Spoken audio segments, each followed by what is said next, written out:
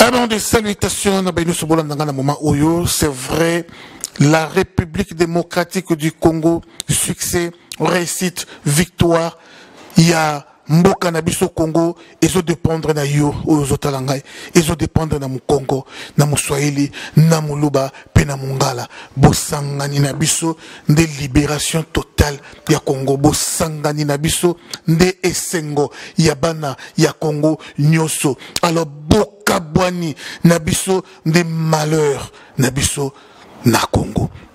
À la une, nous ne voulons pas de cet ambassadeur. J'étais la première personne à crier tout haut que ces sujets rwandais, oiseaux représentés, vraiment, Rwandais Namboka Oyo n'est pas un bon type. Ce monsieur a été pour beaucoup de choses. Dans le temps, en Afrique du Sud, n'a énuméré Baka et Belé. Et aujourd'hui, Batuba Marchaki, Kosenga vraiment, Azonga Namboka, ya Rwanda. Président Fachi, Oyokaka peuple, Zoa Mutoyo, Zongisaye, na Rwanda. Nazo sing encore une fois. La frontière Rwanda, Goma, Bukavu, non, Kivino Rwanda, pas mécano Kangango, juste pour un temps. Tout un ensemble ba gay Rwanda, Babuzo Bawana, au milice, Koto Ministri, Kosilati. Bravo encore. Na son excellence président de la République, dans le discours OYAPC, dans les Nations Unies, vraiment, et Kitoko. Ah, cet homme, c'est vraiment un génie. Cet homme, vraiment, il vaut plus que 3 thèses de doctorat. Mayeli Vandi. Et pas le président Fachi. Vraiment, coup de chapeau. Et Sengeli.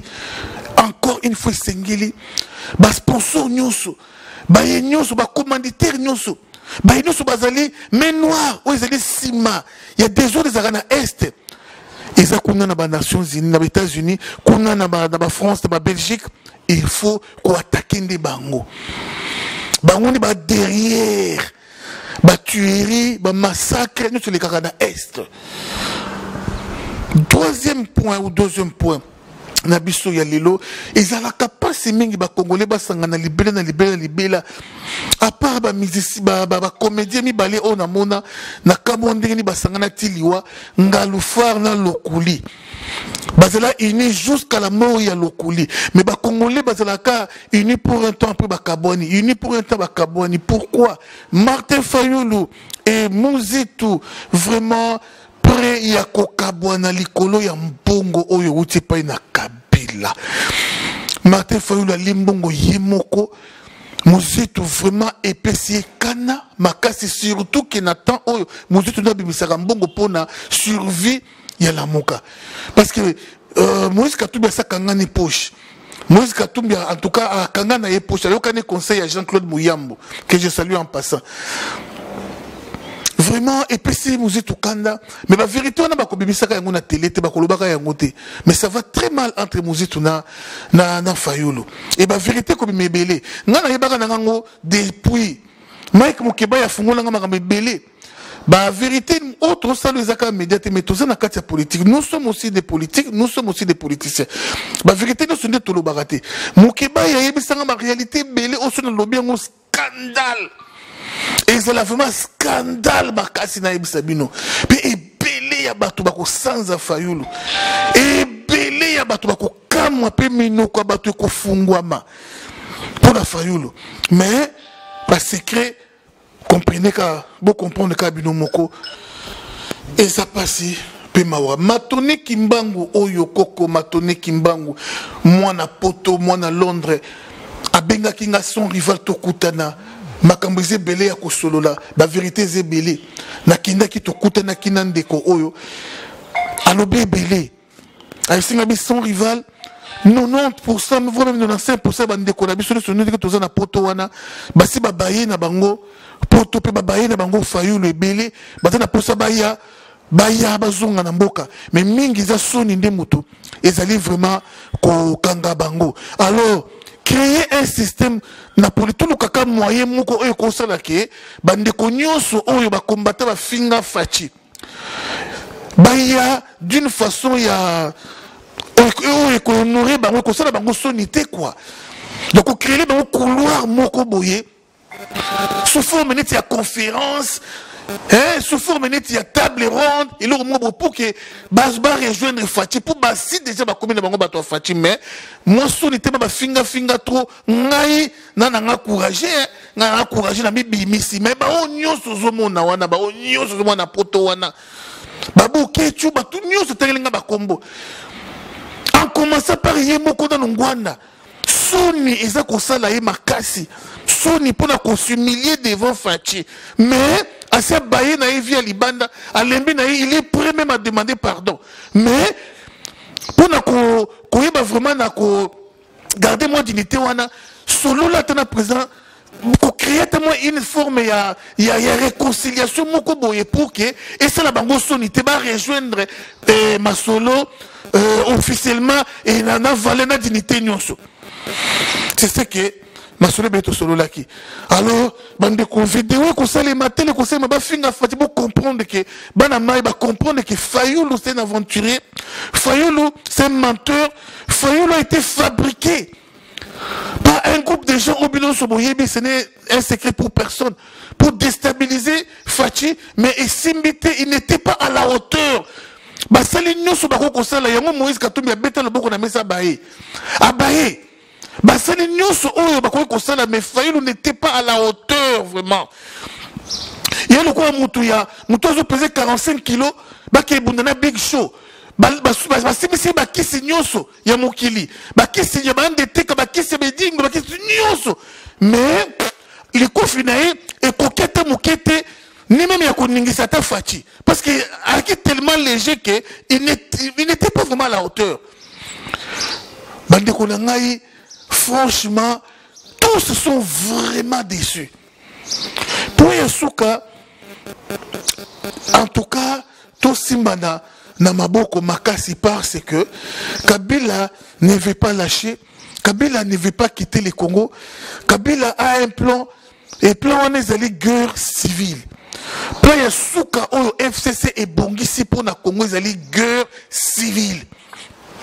Guerre civile wana esuka soit na ko abattre mokonzi mboka ou soit na conférence ya munene oyo ko sala ke pouvoir ekouya. Alors de l'autre côté, on est en train de financer dans la façon Batu belé balé mongo Kabila. Batu est belé mongo Kabila. Même les députés Moussous au bazar il y a FCCT. Balé mongo Kabila. Kabila y a corrompu tout le monde. S'il vous plaît, faites très attention. Beaucoup de gens ont organisé Kaza Moutunabiso, Zoka, à ça changer qui de côté Kala, les colons Moua Kabila. Ce qui n'ont pas déjà osé, il y a Kolobake, bah élection.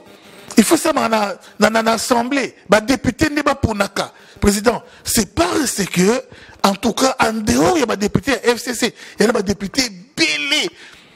Bah il y a des gens Moua Kabila. Bah les autres, c'est la vigilance Makasi. Tout c'est la vigilance. Nous n'avons qu'un seul diable à confesser, son nom c'est Kabila. Pour que Congo va dans le mois Kimia. Tout ça, tout son Fati à se débarrasser de la FCC. C'est ça la solution pour la libération du Congo. C'est ça la solution pour le développement du Congo. C'est ça la solution pour la recette du mandat de Fati. C'est ça la solution pour le succès du mandat de Fati. C'est ça la solution pour le succès de ces régimes. Tokoki ko kambana ndenga zobanzoba te bande ko ebele ba yebi zobanzoba te ndenge zobanzoba ezala ki liputa kaka moko mais koto eteni batie super eteni musu koto impreco eteni musu koto java eteni musu koto do beteni ya batise bele basali yango liputa moko jamais le Congo est en train d'être conduit comme un monstre à plusieurs têtes. Et si tête finalement, vous avez place moko, vous jetez. Alors on a comment il y a coalition. Non, Fati est déjà prêt à renoncer à cette coalition. Mais il faut à biso peuple parce que nous sommes en pleine démocratie. La démocratie c'est un pouvoir de peuple. C'est le peuple qui décide. Alors le peuple s'est manifesté à travers Christopher Ngoyi, président de la société civile Oyo. Vraiment, à notre sa pétition, afin que tout Seigneur bisogno so départ et FCC, tout Seigneur bisogno so dissolution et assemblée, dissolution et Sénat. Parce qu'à vrai dire, c'est une assemblée qui travailler pour la Kabila. Je vous dis. C'est une assemblée qui travailler pour la Kabila.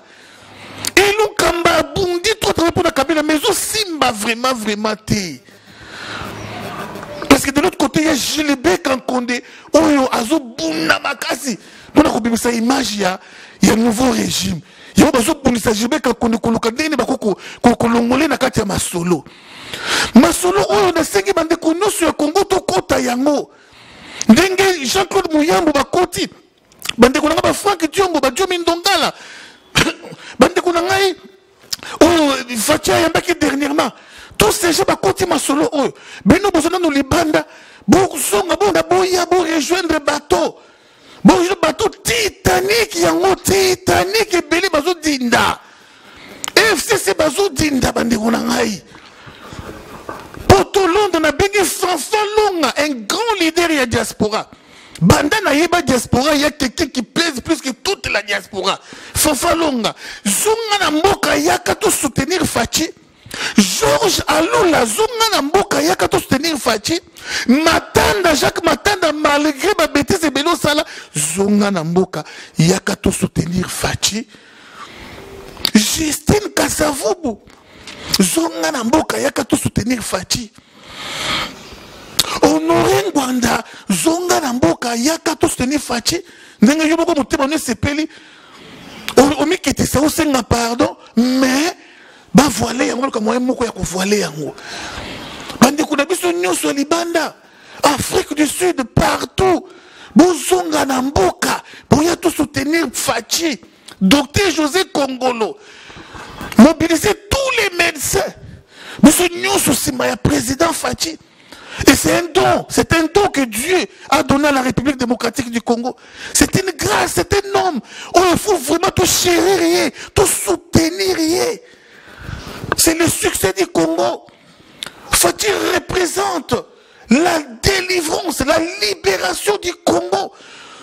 Dans lui, on voit la personne de Jésus. Dans lui, on voit la lumière de Dieu. Parce qu'il aime son pays. Juste en prenant les pouvoirs, il a consacré ce pays entre les mains de Dieu. Voilà, pour la première fois dans l'histoire. En Afrique, un président, vraiment, respect, média, Medina, Richard, Nime, Bissonio surtout à la Sima, Yamokonzi B, Moko, Mama B, Moko, Première Dame, Mama Denise, respect, Papa B, Moko, Félix, Antoine, Tshisekedi, respect, Mboka B, Moko, Congo.